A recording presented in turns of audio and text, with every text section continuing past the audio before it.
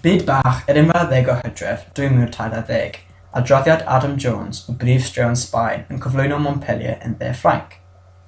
Yn ddiweddar yn Sbaen, mae wedi bod ymrywiaeth go lew o straeon diddorol ymysg y wasg, yn wedig â droseddion yn gwahanol ardaloedd o gwlad. Un o'r prif penawdau papur newydd a Pais yn diweddar oedd hanes am ferch ifanc 14 mlwydd oed, sydd wedi cael ei llofruddio yn Terega o'r ardal Catalwnia. Cafodd y ferch ei trywanu gan ei chyn-bartner, sydd dim ond yn 13 mlwydd oed ei hun. Cafodd y lofrud y restro ar ôl y digwyddiad gan yr heddlu, lle cyfaddefodd popeth o dan amorau y cyfweliad. Yn sgil hyn, casglwyd dros 2,500 o bobl yng nghanol y ddinas yn arddangos uneddigrwydd i'r achosiad. Gwelodd un arwydd gyda slogan "Peidiwch â ddrysu cariad gyda meddiant". Yn dilyn cyfweliadau gan yr heddlu, gan gynnwys ffrindiau y ferch, wnaeth y berthynas rhwng y ddau cwympo dros blwyddyn yn ôl. Yn ôl y fair Maria Rosa Pereo, roedd y ferch ar ben ei hun pan digwyddodd y lofruddiaeth yn ei chatref hi. Cafodd ei chorffwyd ar ganfod tua 8 y gloch yn y nos gan yr heddlu, ac hyd yn hyn, nid oes yna sôn am bryd byddai'r treo yn dechrau. Hefyd i misg penawdau, caiff 2 menywod o'r Parti Ffeministau Ffemin ei arestio mewn Cyngres wrth iddyn nhw trio protestio noeth gyda'r geiriau "Mae etholiad yn gysegredig" wedi ysgrifennu dros eu chorff nhw. Protestedwyd y fenywod yn erbyn gaeardon, sef y gweinidog drosgyfiawnder o'r Parti Popular, a'i ddewis i withdroi yn ôl ar y deddf etholiad. Wrth gwneud hyn, ni fydd unrhyw menyw yn gallu etholi mewn yr wythnosau cyntaf y beichiogrwydd heb cael rheswm digon derbyniol.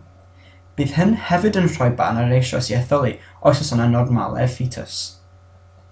Ar ôl i'r tair ohonynt cael ei thynnu allan o'r Cyngres, symudodd gaeardon ymlaen i feirniadu y crych o gymeriadwyaeth ar gyfer y protestwyr a ddaeth gan aelodau o'r bloc chwith unedig, sef y Parti Alain Chwith sydd hefyd yn rhagwyd ban bod dylai menyw cael yr hawl i etholi.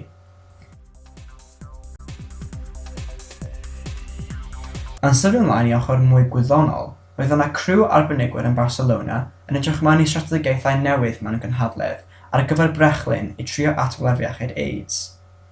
Yn ôl un o'r arbenigwyr, mae llwybr hyd yn hyn wedi bod yn un anodd a llawn twyll. Yn anffodus, mae'r afiechyd yn cael ei ymlaen i effeithio pobl o bob rhan o'r byd. Ond yn y blynyddoedd diwethaf, mae El Pais yn adrodd bod yna llond llaw o strategaethau newydd wedi cael eu chreu, enghraifft yr ymchwil mewn i'r brechlyn potensiol wlad y tai yn 2009.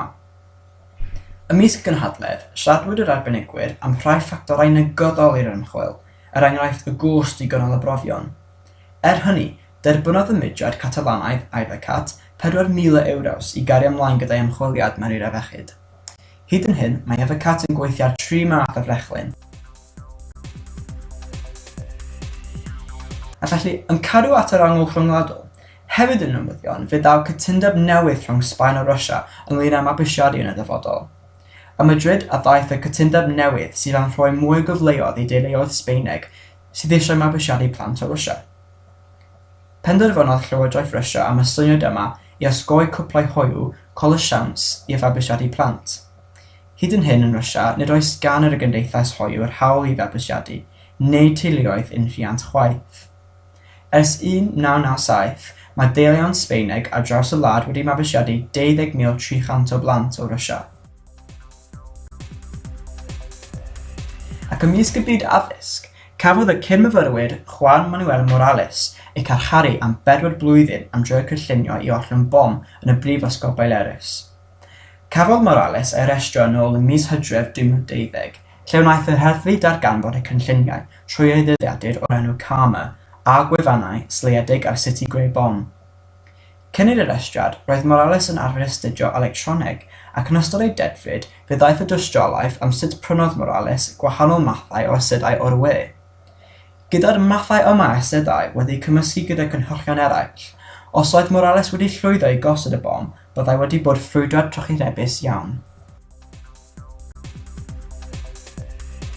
Ac ymysg prif newyddion papur newydd ABC, cafodd y lofrydd José Breton ei trosglwyddo o'r carcher Alcolea yn Cordaba i garchar Vienna yn Alicante, i fod ar wahân i'r carcharion eraill.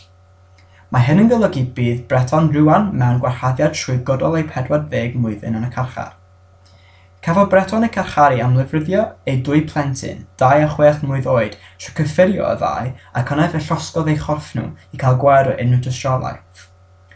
Yn ôl pob golwg, wnaeth Breton lladd ei 2 plentyn i gosbi ei gyn-wraig ar ôl iddi hi gofyn am ysgariad. Bydd dydd Mawrth nesaf yn marcio 2 mlynedd ers i'r 2 plentyn cael ei darganfod gan y heddlu.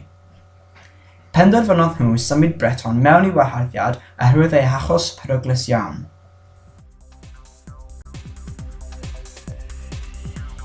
Ac felly yn olaf, ymysg y wasg, mae'r papur newydd ABC hefyd yn sôn am sut mae Andalusia yn gofyn am mwy o gynrychiolaeth yn yr Undeb Ewropeaidd. Mae ABC yn adrodd am sut mae Llywodraeth Susanna Diaz, sef arlywydd y cynulleidfa Andalusia, yn cynnig prosiectau am gydweithrediad gyda Portugal a Morocco. Cyhoeddodd yr ysgrifennydd cyffredinol Sol Cortado ym Mrwsel nifer o brosiectau cydweithrediad tramor gyda Morocco a rhanbarthau Portugaleg, ynglŷn â adnoddau amgylcheddol a morol. Nid yn unig byddai'r prosiectau yma yn helpu'r amgylchfyd, ond byddai'r ardal Andalusia yn derbyn datblygiad economaidd mawr i sicrhau mwy o gyfleoedd i dod yr ardal mewn i'r golwg Ewropeaidd.